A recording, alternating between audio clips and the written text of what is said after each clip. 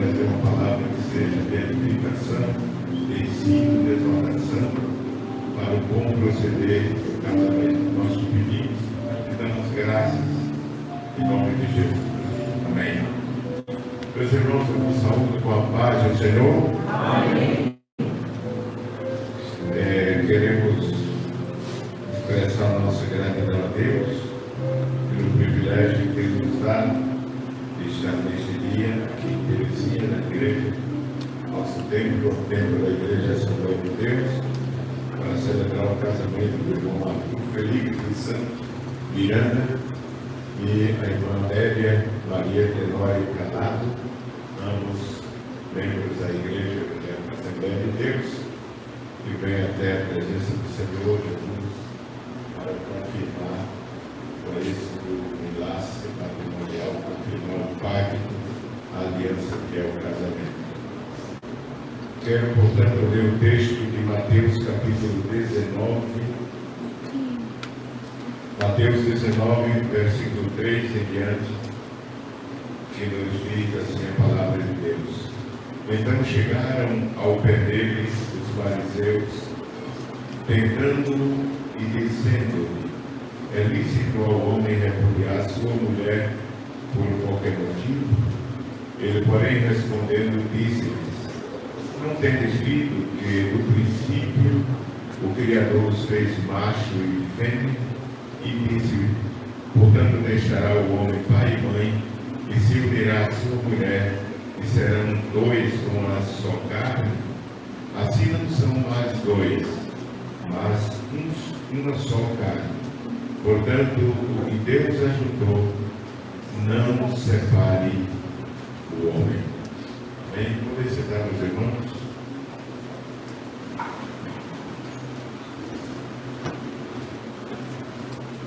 Muito bem, meus irmãos. Nesta tarde, estamos reunidos perante a presença do Senhor, diante de Deus, dos ministros aqui presentes, a igreja e os convidados pelos noivos para celebrar o casamento, que é uma das instituições mais importantes que pode ser realizada na Terra. E registro como uma das instituições mais importantes, porque quem inaugurou essa celebração foi o próprio Criador do Jardim do Éden, quando a Bíblia nos diz que, havendo Deus criado todas as coisas, toda a natureza, o exército angelical, ele, havendo criado os animais, as animadas do campo, a flora, a fauna, nos diz a palavra de Deus que ele decidiu, no seu eterno conselho, criar o homem. E para isso ele disse: façamos o homem conforme a nossa imagem e a nossa semelhança. E o Senhor Deus criou, manipulando com as suas próprias mãos, tomando do pó da terra e formando aquele que seria um ser vivente depois de haver soprado em suas narinas.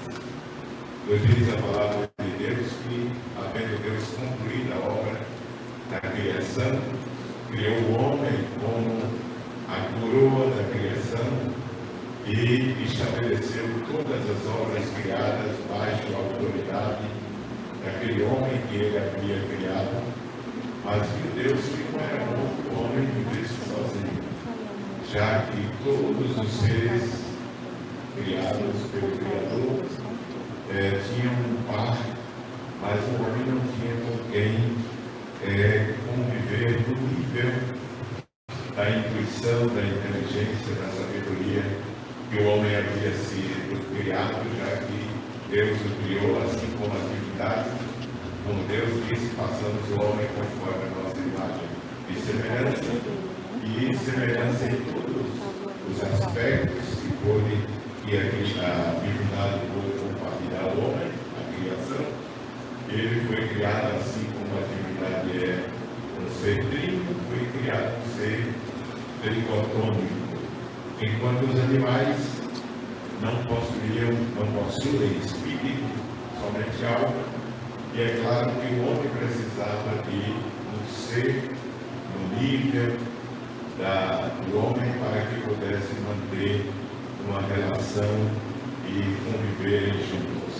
O homem foi criado não como um ermitaño para viver na solidão do deserto, mas ele foi criado como um ser gregário para viver em sociedade, para compartilhar o altar que Deus havia feito e o constituído como autoridade sobre o jardim do Éden e todos os que povoavam, os seres que povoavam, precisava de uma mulher, um ser que estivesse ao lado dele e complementasse a sua existência e pudesse exercer influência e compartilhar o projeto que Deus havia desejado para o homem.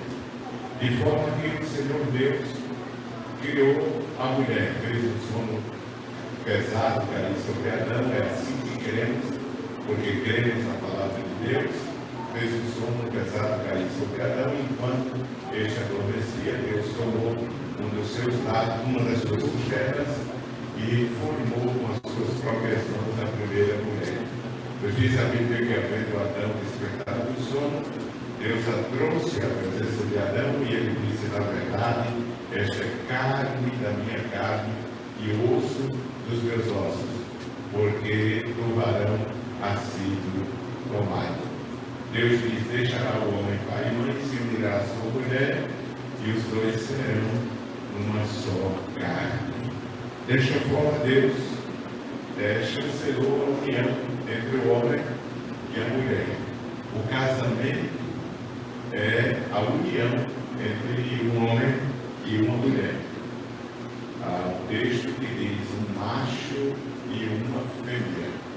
O casamento, o verdadeiro casamento é entre um macho e uma fêmea. É isso que a Bíblia diz. Que inventarem, não é isso, uma sociedade, não é isso, uma situação em que vivemos diferente, pode ser união de um par, mas nunca casamento, porque casamento é dentro dos parâmetros divinos, que é um homem e uma mulher. O que passa disso pode ser a união de duas pessoas, mas nunca um casamento. O casamento tem que ser entre um homem e uma mulher.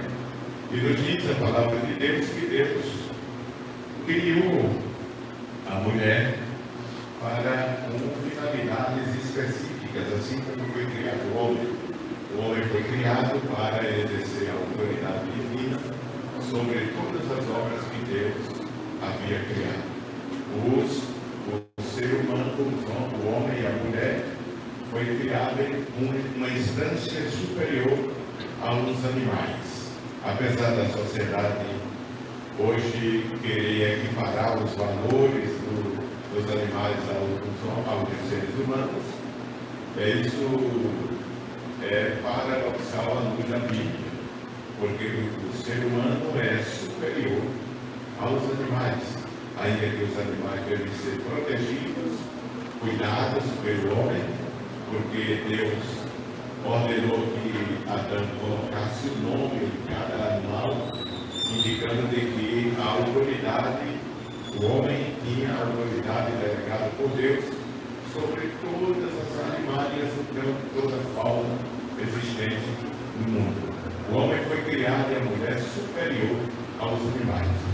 Infelizmente, a sociedade desviada da vontade de Deus está procurando humanizar os animais e animalizar os seres humanos. Mas o ser humano é a imagem e semelhança de Deus, enquanto os animais são seres criados para habitar e povoar a natureza e se relacionar com a raça humana. Mas eles não têm como princípio espiritual o espírito.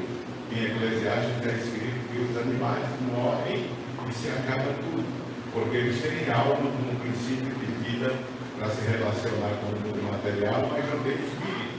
O único ser que Deus criou, tritotônico, com espírito, alma e corpo, foi o homem e a mulher. Aí porque a mulher, o homem e a mulher está acima da natureza e Deus estabeleceu para que submetesse a natureza. De forma que o casamento é, portanto, essa instituição.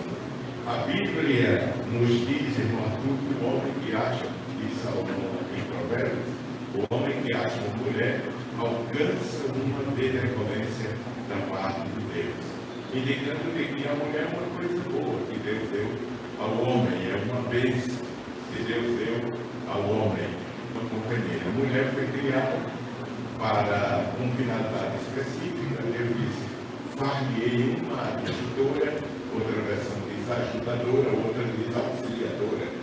A mulher foi criada para ser a companheira, a auxiliadora, a ajudadora do marido. Quando a mulher, na celebração do casamento, diz sim, ela está dizendo que diante de Deus aceita ser parte do pacto, ser parte do projeto que Deus reservou para o homem. Por isso, onde vai Abraão, vai Sara também. Ela é parte desse negócio, desse pacto que Deus instituiu. O casamento é um pacto, é uma aliança. Apesar da nossa lei maior tratar o casamento como um contrato social entre duas pessoas que podem sofrer o estrago, a Bíblia trata, além de um contrato, a Bíblia trata como uma união, como um pacto, como uma aliança. Em Malaquias capítulo 2, versículo 14, diz eles por quê? Porque o Senhor foi testemunha entre ti e a mulher da tua mocidade, com o qual tu foste deseado, sendo ela a tua companheira e a mulher do teu pacto. O casamento é, portanto, uma aliança, um pacto feito diante de Deus. E por ser uma aliança, um pacto diante de Deus, não pode ser quebrado. O homem e a mulher têm que lutar para preservar esta aliança. O irmão Arthur e a irmã Amélia, Maria, deve estar consciente do passo que estão dando neste dia. Vocês estão tomando uma decisão muito séria diante de Deus, porque quando vocês disserem sim, Deus selará esta aliança, este pacto. E todo pacto feito diante de Deus é inquebrantável. Não pode ser desfeito. Os laços do matrimônio são laços sólidos que devem perdurar enquanto os cônjuges existirem sobre a terra. Está escrito aqui no texto que eu li que os fariseus, a principal seita do judaísmo, interpela a Jesus sobre a permanência, a durabilidade, a duração, quero dizer, do casamento.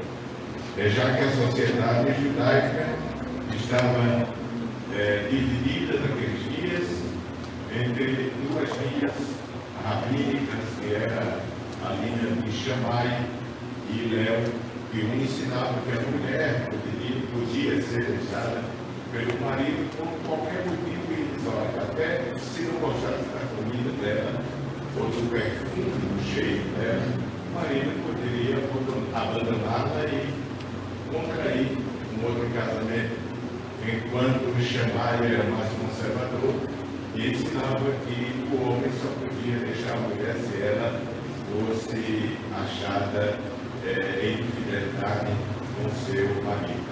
Por isso, os fariseus são motivados a perguntar a Jesus.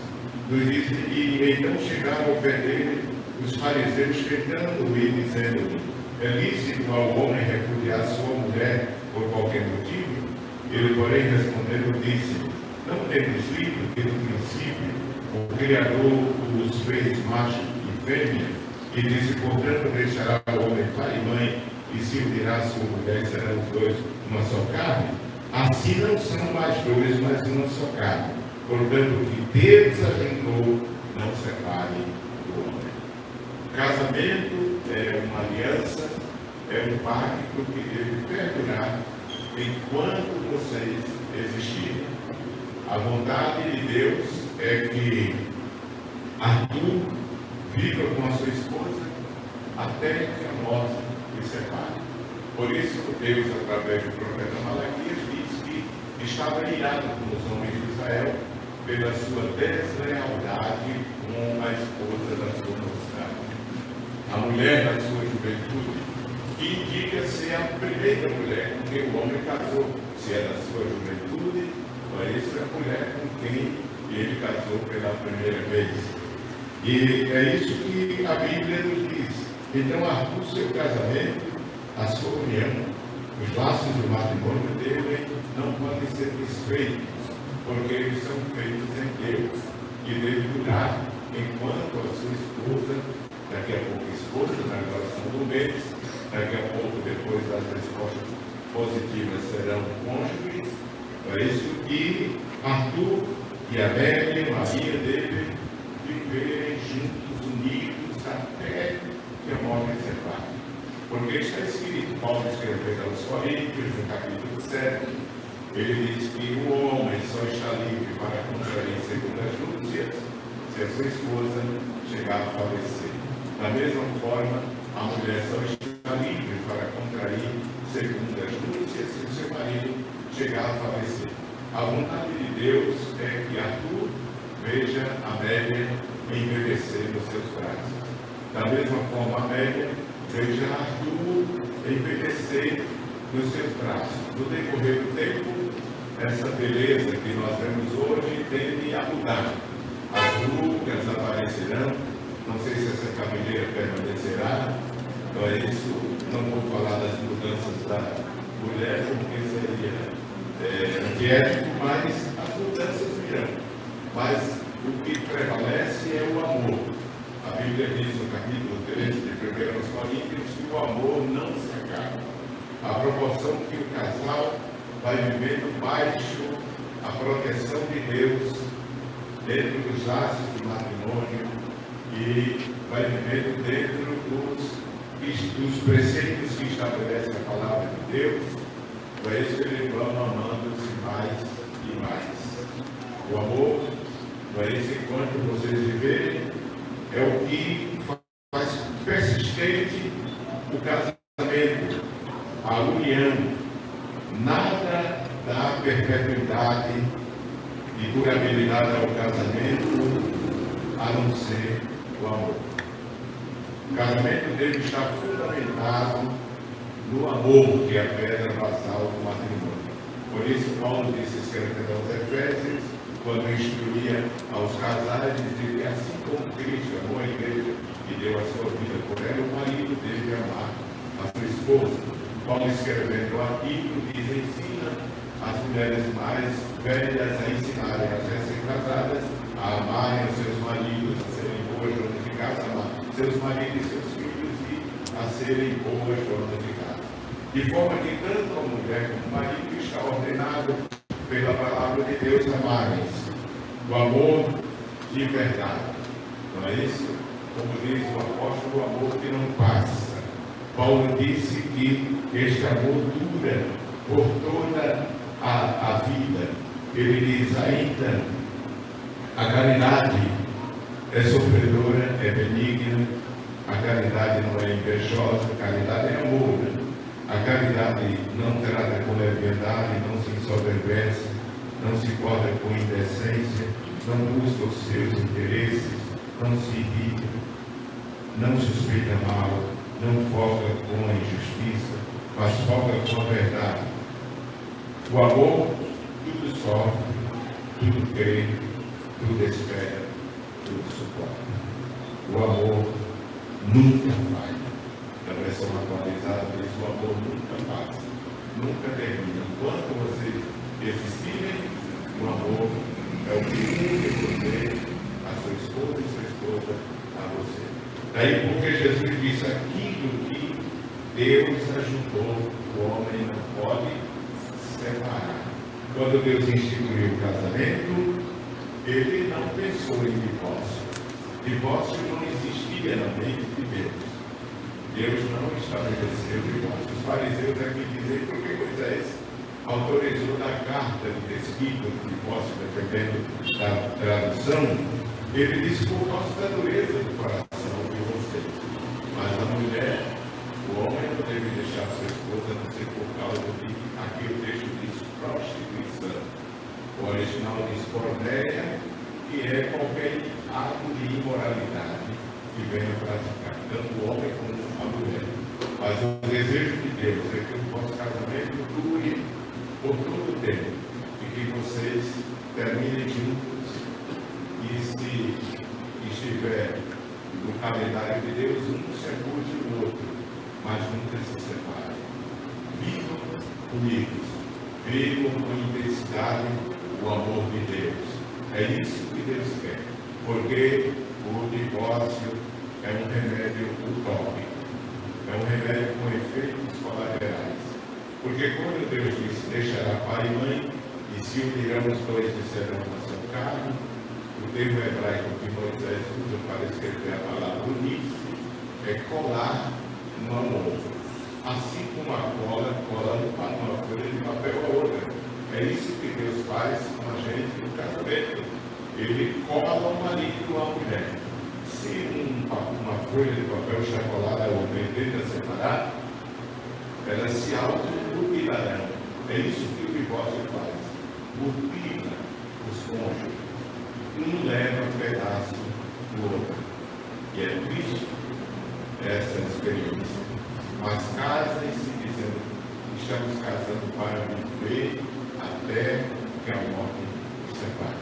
Porque são votos que vocês estão fazendo, não diante simplesmente do pastor, de ministros e das testemunhas que vocês convidaram, pessoas do vosso entorno, da vossa amizade. Vocês estão fazendo, acima de tudo, votos diante do Criador. Nós acreditamos em que aqui está o Pai, o Filho e o Espírito Santo. Que esse pacto está sendo selado diante de Deus. E se é diante de Deus, é para valer. É para viverem juntos até que Deus os separe. Só Ele pode separar Arthur e Amélia. Ninguém mais. Não é interferência de parentes, de terceiros, amizade. Às vezes a mulher, hoje acontece muito isso, como pastor e os meus companheiros pastores devem presenciar e ver tudo isso. Às vezes a mulher começa a trabalhar e começa a ouvir conversa de mulheres ímpias e depois isso começa a influenciar no seu casamento e ela começa a perder o carinho, o afeto que tem a esposa. E da mesma forma, marido, ninguém pode interferir no nosso matrimônio, porque o casamento, irmão Arthur e irmã Amélia, é feito entre três pessoas. Falando disso em Eclesiastes, que o cordão de três é difícil de ser quebrado. E o casamento é um cordão de três. Não é isso? Arthur, Amélia, ou por que não dizer primeiro Deus, Arthur e Amélia? Ninguém mais. Ao sair daqui, nós não podemos de forma nenhuma interferir. Vocês saem para viver juntos e gozar as bênçãos de Deus juntos. O que der para um, dá para o outro. Não é isso? Na pobreza, na enfermidade, em todas as circunstâncias que vierem para a vossa vida, vocês triunfarão juntos, de braços como estão aí. A união de dois é imbatível. Se dois se casarem se unem na presença de Deus, não há obstáculo que não seja ultrapassado por ele. As dificuldades ali virão, aparecerão no patrimônio, dificuldades, lutas, provas. Não é isso? Porque o casamento não é uma carreira só de bênção. Tem obstáculos também. Eu comparo o casamento como uma carreira de obstáculo, uma carreira do hipódromo da vida, em que o cavaleiro, não é isso, como as rédeas que correm com o seu cavalo. E a proporção que corre, os obstáculos vão se tornando mais altos, mas ele vai ultrapassando até chegar ao prêmio final. O nosso desejo é que os obstáculos que se sucedam, que permeiam a vossa vida, a caminhada de casado, um caminho novo que vocês vão começar a descobrir a partir de hoje, não é isso? Vocês têm o amor suficiente para vencer, para triunfar em meio à dificuldade. Uma vez uma moça me perguntou, pastor, o rapaz está interessado por mim, eu não gosto muito dele, mas será que depois que casar eu amo? Eu disse, é o inverso, você tem que amar agora e ter um depósito cheio de amor, porque depois de casar vem os obstáculos e tem que ter muita reserva de amor para vencer os obstáculos, as diferenças. Não é isso? Porque o casal tem um período de adequação, adaptação do outro, por mais irrisória que seja as diferenças, são diferentes. Né? A Bíblia diz que os dois se unirão serão uma só carne, mas não significa que Arthur e Amélia perderão a sua individualidade. Não. Amélia sempre será Amélia, com seu temperamento, com seus gostos, com as suas opiniões. Arthur sempre será Arthur, com suas aptidões, com seus gostos, não é isso? Com o seu temperamento. Mas o casamento é uma união que exige tolerância, compreensão para viver. Por isso, eu tenho feito celebração de bodas de 60 e até 70 anos. E eu tenho perguntado, quando me sento à mesa com o casal, o que foi que fez durar tanto o casamento? E eles dizem, o amor, o respeito, a tolerância e a compreensão mútua. É essa receita que eu dou a vocês. Haverá momentos no casamento que o irmão Arthur terá que ter tolerância, paciência, da mesma forma, senhorita, irmã Amélia, haverá momentos que você tem que recorrer também a Deus, como ele, ter tolerância, paciência, conversar, o casal deve conversar muito, não é isso?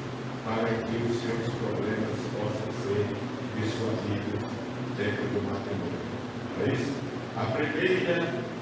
Primeiro conselho é que qualquer coisa que ocorrer, vá a Deus. Os dois de joelho em oração, em jejum, e a palavra aberta diante de vocês, não é isso? Se exigir, ou seja, se não for suficiente e precisar de um aconselhamento, procure sempre pessoas da vossa confiança e que tenham sido bem-sucedidas no casamento. Não é isso? Que tenham sido bem-sucedidas para poder receber o conselho sem expor, porque os segredos do casal devem ser preservados entre o casal. A esposa não tem amiguinho melhor do que o seu marido.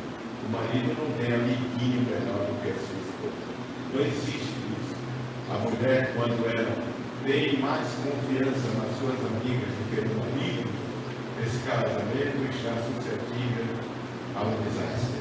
Da mesma forma, o marido, quando tem amiguinhos que guardam segredos e não a sua esposa, esse casamento está suscetível a um desastre. Por isso, então, sejam companheiros, sejam amigos, respeitem-se mutuamente. O marido nunca falta respeito à sua esposa, e da mesma forma a sua esposa, porque no texto que Paulo fala do marido, fazendo analogia ao amor que Cristo tem pela igreja, lá no finalzinho ele diz, o marido cuide da esposa como cuide do seu próprio corpo, alimenta, veste, assim deve fazer com a esposa. E logo depois diz assim, a esposa respeita, diz honre, na versão corrigida e na atualizada diz respeite o seu marido. Não é isso? Deus constituiu o marido como líder do lar. Não é isso? Ele é o rei e você é a rainha. Não é isso? Isso não significa que os dois não têm que conversar. O homem é rei,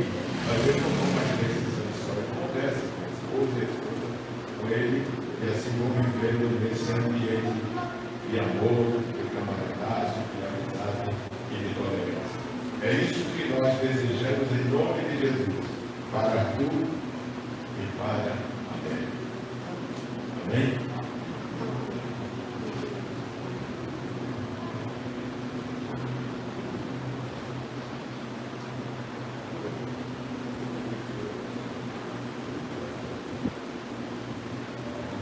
Certidão e habilitação. Certifico que decorrido o prazo legal para os proclames de casamento de Arthur Felipe dos Santos Miranda e Amélia Maria Vitória Calado. Ele nascido em 21 de dezembro de 2005, estado civil solteiro, de profissão auxiliar administrativo, natural de Carpina, Pernambuco. Filho de Evandro Carlos Miranda e Cássia Michele de Lima Santos Miranda, residentes na rua Marechal Rondon, número 7, Centro, Terezinha. Ela nascida em 9 de fevereiro de 2000, estado civil solteira, de profissão professora de ensino fundamental, anos finais, natural de Terezinha, Pernambuco, filha de Vanderlan Calado da Rocha e Catarina Tenório Calado, residentes na rua Caminão Magalhães, número 27, Centro, Terezinha, Pernambuco. Anuente após o casamento passará a assinar Amélia Maria Tenório Calado Miranda, e que nenhum impedimento surgiu. Estão, pois, habilitados para casar-se dentro do prazo de 3 meses, a contar do presente da presente data, tendo sido apresentados os documentos de acordo ao artigo 1525, número 1, 2, 3, 4 do Código Brasileiro. Casamento religioso com efeito civil, dia 9 de outubro de 2025. Muito bem, pergunto a Arthur Felipe dos Santos Miranda se é disponível responder a verdade, sem interferência de terceiros, que recebe a senhorita Amélia Maria Tenório Calado como sua única esposa até que a morte separe. Amélia Maria Tenório Calado pergunta se é disponível e responder a verdade, sem interferência de terceiros, que recebe o senhor Arthur Felipe dos Santos Miranda como seu único esposa até que a morte separe. De conformidade à nossa afirmativa, em nome de Deus e da lei, declaro casados. Amém? Vamos permitir a entrada das alianças.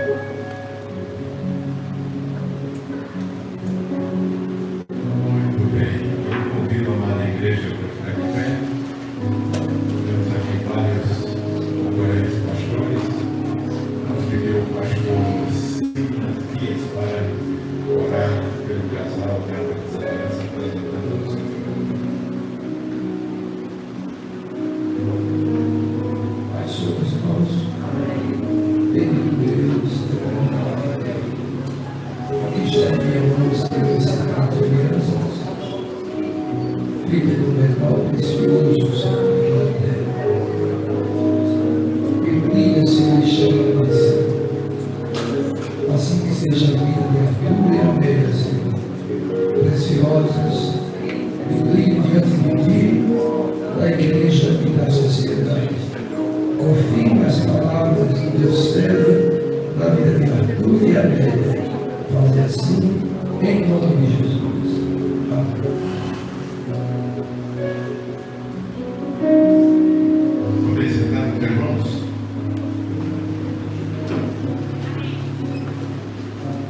Muito bem. Vou pedir ao pastor Jacias. Pastor Silas é pastor da igreja da Carpina e primeiro secretário da comissão técnica do pastor Alberto, pastor da igreja de Garanhuns, esposa da Taça Espectrinha da esposa, e o pastor Jacias, pastor da igreja de Palmares, está com sua respectiva esposa. Nós vamos pedir o companheiro para orar, ou seja, entregar as alianças.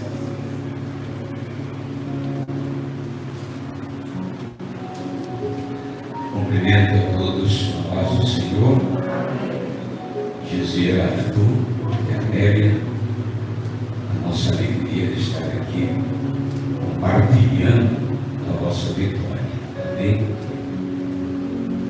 Assim como o pastor, muita propriedade, trouxe uma palavra substancial para vossas vidas, estas alianças, elas serão o símbolo deste pacto que já foi falado aqui diante de Deus, até porque esta circunferência interminável, perfeita,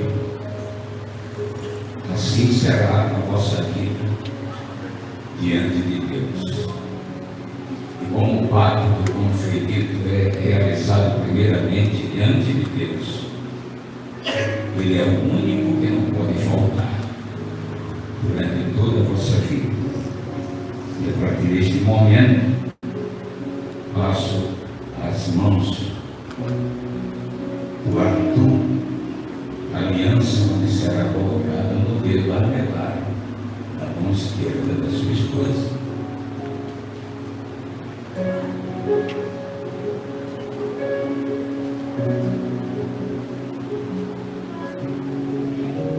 Da mesma maneira, fará o mesmo, colocando esta aliança no dedo anelar do seu marido, como símbolo deste pacto e do amor que vocês vão preservar, conforme o pastor disse, uma grande reserva que vocês já têm.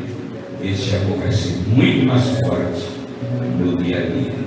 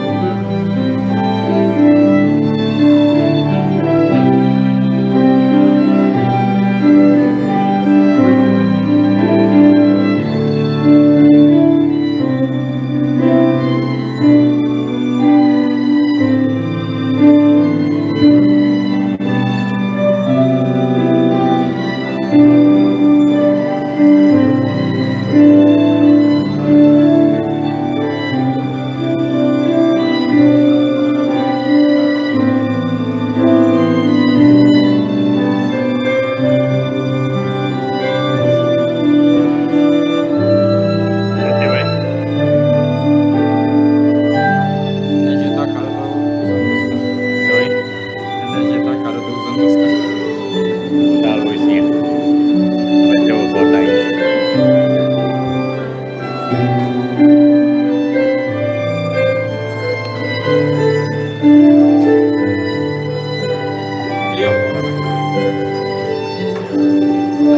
Os pais vão assinar. Bota aí, ó.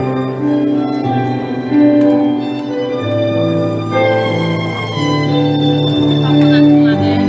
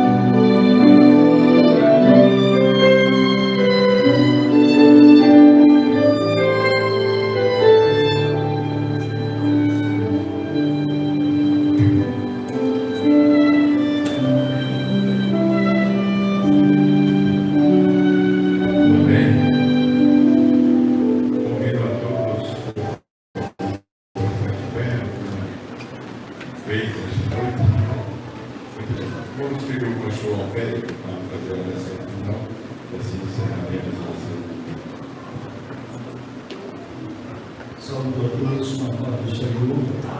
Conforme o oriento do nosso pastor presidente, oremos ao Senhor. Maravilhoso Deus, queremos louvar o teu nome, te agradecer por esse momento especial na vida dos teus filhos, e aqui diante do teu ungido, se receberam no casamento.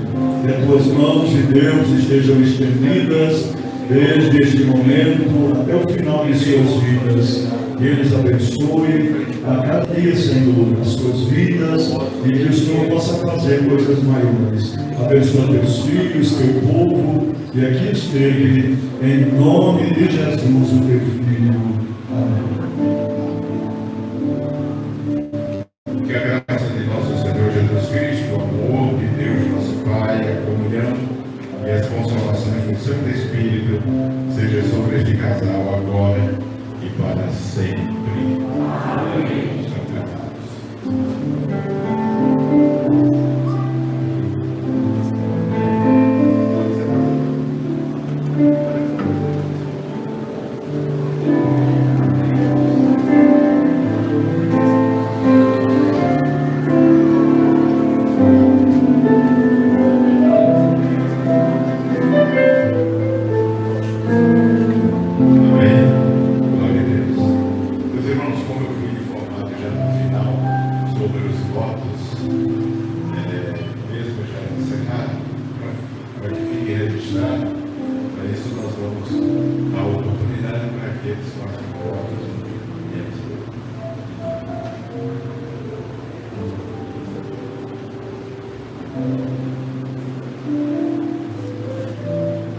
Neste grande dia, ao romper da aurora, pude mais uma vez recordar a infindável fidelidade de Deus.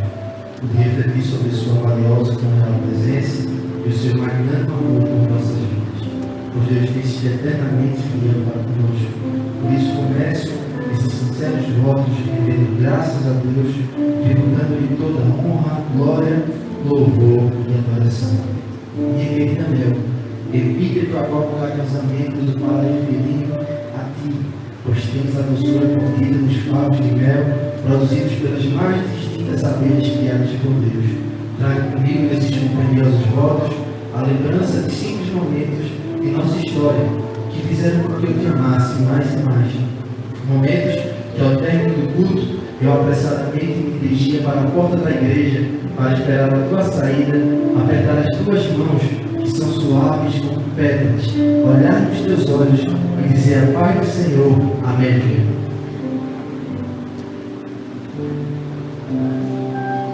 Recordo de uma ocasião tanto engraçada, onde eu insisti na hipótese de gravarmos um vídeo institucional juntos, e depois de muita insistência, olhaste para mim e disseste com muita veemência: já lhe disse que não quero gravar, ninguém esqueça.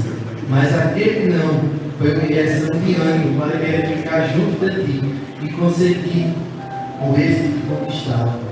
Até que um dia ela comentou em um vídeo quando eu estava pregando a palavra de Deus: Deus continue te abençoando, meu amigo.